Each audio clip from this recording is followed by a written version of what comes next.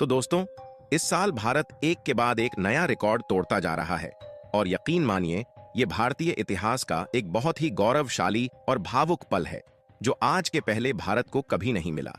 क्योंकि आज भारत ने इतिहास का वो मुकाम हासिल कर लिया है जिसके बारे में कभी सोचा भी नहीं गया था।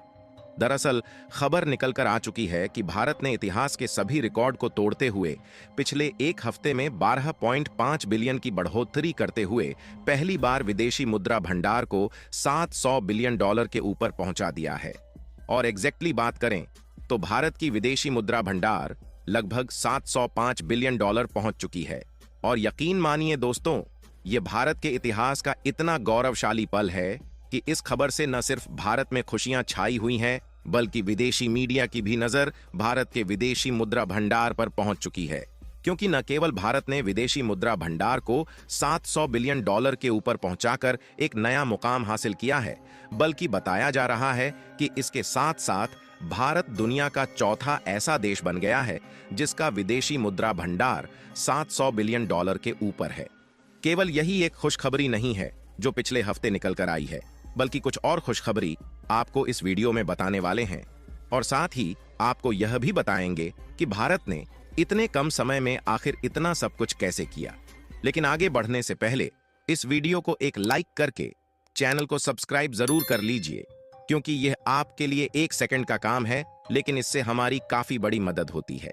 साथियों, आज के समय में भारत के पास पैसे की कमी नहीं है और हाल ही में जो आंकड़ा निकल कर आया है उसने दुनिया को बता दिया कि भारत दुनिया का चौथा सबसे बड़ा देश बन चुका है जिसके पास सबसे ज्यादा विदेशी मुद्रा भंडार मौजूद है।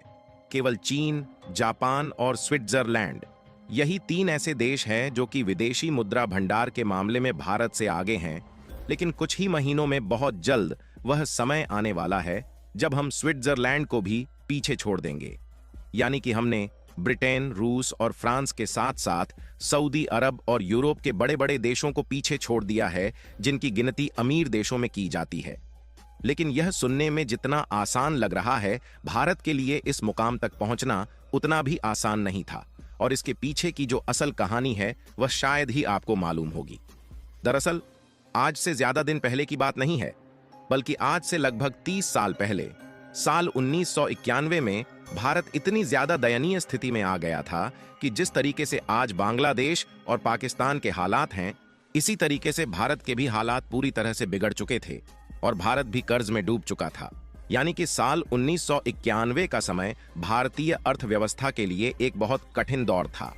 उस समय भारत गंभीर भुगतान संकट का सामना कर रहा था और हम लोगों के पास इतना पैसा नहीं था कि जो सामान भी उधारी पर दूसरे देश से खरीदे हैं उसका पैसा चुका सके। और उस समय ना ही कोई देश भारत की मदद करने के लिए तैयार था और ना ही कोई देश भारत को कर्ज देने के लिए हाथ आगे बढ़ा रहा था। और हम लोगों के साथ केवल एक चीज हो रही थी और वह थी भारत की खिल्लियां उड़ाना। दूसरे देश भारत की ऐसी कठिन परिस्थिति में खिल्लियां उड़ा रहे थे और मजा ले रहे थे, क्योंकि हमारे देश का विदेशी मुद्रा भंडार यानी कि फॉरेक्स रिजर्व तेजी से घट रहा था। और आज हम जो देख रहे हैं कि हमारा विदेशी मुद्रा भंडार कोई थोड़ा बहुत नहीं बल्कि $700 बिलियन पर पहुंच गया है, उस समय केवल $1.2 बिलियन रह गया था। यानी कि भारत के पास केवल उतना ही विदेशी पैसा रह गया था जिससे हम जो दूसरे देशों से खाने पीने की वस्तुएं और अन्य उपयोगी प्रोडक्ट खरीदते हैं, केवल कुछ हफ्तों तक ही खरीद सकते थे। और हमारे पास कोई ऐसे प्रोडक्ट भी नहीं थे जिसको हम दूसरे देश में एक्सपोर्ट करके अपनी विदेशी मुद्रा भंडार को बढ़ा सके और उसका उपयोग इंपोर्ट के लिए कर सके, क्योंकि उस समय हमारे देश में बड़ी कंपनीज नहीं थीं। भारत के ज्यादातर लोग केवल एग्रीकल्चर पर फोकस कर रहे थे और एग्रीकल्चरल प्रोडक्ट जो दूसरे देशों में हम लोग एक्सपोर्ट भी कर देते थे, उससे भी बहुत ही कम कमाई होती थी। और यह बात हम अच्छे तरीके से जानते हैं कि बाकी के जो अन्य प्रोडक्ट होते हैं उनकी कीमत अनाजों से कई गुना ज्यादा होती है। यानी कि आप एक पल के लिए सोच सकते हैं कि जिस समय दूसरे देश भारत की खिल्लियां उड़ा रहे हैं और सीधे तौर पर मदद करने के लिए तैयार नहीं हो रहे हैं, उस समय भारत पर क्या बीत रही होगी। लेकिन चाहे कुछ भी हो, था तो हमारा भारत ही, और उस समय भारत को सोने की चिड़िया कहा जाता था, क्योंकि उस समय भारत के पास सोने के भंडार थे। यानी कि भारत के पास केवल एक ऑप्शन था कि इस सोने को दूसरे देश से बेचकर विदेशी मुद्रा भंडार मंगा लें और उसका उपयोग करें। लेकिन अगर ऐसा हम लोग करते तो फिर भारत का धीरे धीरे सोना भी खत्म हो जाता और जो विदेशी मुद्रा भंडार हमारे पास आई रहती वह भी अपनी जरूरत को पूरा करने के लिए और विदेशी कर्ज चुकाने में धीरे धीरे खत्म हो जाती। और भारत के लोग एक बार ठोकर खाकर कर्ज में डूब चुके थे, इसलिए ऐसी कठिन परिस्थिति में भारत सरकार का दिमाग खुल गया। इस संकट को दूर करने के लिए भारत सरकार ने अपने सोने के भंडार डायरेक्टली बेचा नहीं, बल्कि इसका एक हिस्सा गिरवी रख दिया था। उस समय करीब 68 टन सोना IMF यानी कि अंतर्राष्ट्रीय मुद्रा कोष और बैंक ऑफ इंग्लैंड को गिरवी रखा गया था, जिसमें हमें $2.2 बिलियन का लोन मिला, जिसमें से कुछ का इस्तेमाल करके हमने दूसरे देशों का कर्ज चुकाया और कुछ का इस्तेमाल करके भारत में कंपनियों को बढ़ाने पर ध्यान दिया गया और कई सरकारी कंपनियों को निजी हाथों में बेचा गया ताकि वह बेहतर ढंग से चल सके। और 1991 के पहले भारत में कोई भी कंपनी चलाने के लिए बहुत सारी पाबंदियां थीं और अनेकों प्रकार के लाइसेंस लेने पड़ते थे, यानी कि ज्यादा तामझाम होने से भारत में बहुत ही कम कंपनियां थीं। इसलिए हमारा दूसरे देशों में एक्सपोर्ट भी ना के बराबर था। यहां पर भारत सरकार ने पाबंदियों को भी हटा दिया और साथ ही जो सबसे महत्वपूर्ण कदम था वह यह था कि भारत ने अंतर्राष्ट्रीय निवेशकों के लिए दरवाजा खोल दिया और दूसरे देश वाले भी आकर भारत में अपना व्यापार करने लगे, जिससे धीरे धीरे हमारा व्यापार दूसरे देशों में बढ़ता गया और अर्थव्यवस्था में सुधार होने लगा।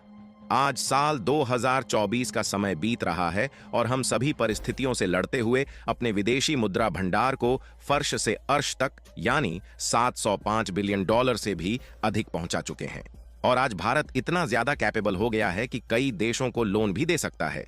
और सबसे खास बात यह है कि हम अपने विदेशी मुद्रा भंडार में न सिर्फ अमेरिकी डॉलर को कलेक्ट कर रहे हैं, बल्कि उसके साथ साथ यूरो, पॉन्ड्स, युवान और कैनेडियन डॉलर पर भी फोकस कर रहे हैं, ताकि अगर भविष्य में अमेरिकी डॉलर से व्यापार करने में कोई दिक्कत भी आती है तब भी इसका असर भारत पर नहीं पड़ने वाला।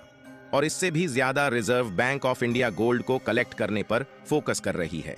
यहां तक कि हमने मई के महीने में आपको एक वीडियो के माध्यम से बताया था कि इंग्लैंड में हम लोगों ने 1991 के समय जो सोना गिरवी रखा था उसको भी अपने देश में वापस ला चुके हैं और हमने लगभग 100 मेट्रिक टन सोना इंग्लैंड की बैंक में सुरक्षित रखा था, उसको भी इस साल हम अपने देश में वापस ला चुके हैं। इससे अगर दुनिया भर के देशों में युद्ध का माहौल और भी ज्यादा बढ़ता है तो भारत पर कोई भी दिक्कत नहीं आएगी, क्योंकि युद्ध के समय डॉलर क्राइसिस आ सकता है और बाकी की भी विदेशी मुद्रा डूब सकती हैं, लेकिन ऐसे समय गोल्ड की कीमत और भी ज्यादा बढ़ती है। बाकी भारत ने जो शानदार जीत हासिल की है, इसके लिए भारत को कमेंट बॉक्स में दिल से बधाई देना बिल्कुल ना भूले और इस वीडियो को लाइक करके अपने मित्रों तक शेयर जरूर करें ताकि उन्हें भी जानकारी मिल सके। और अगर आप हमारी मेहनत पर सपोर्ट करना चाहते हैं तो चैनल को सब्सक्राइब करके बेल आइकन को ऑल पर जरूर सेलेक्ट करें। जय श्री राम।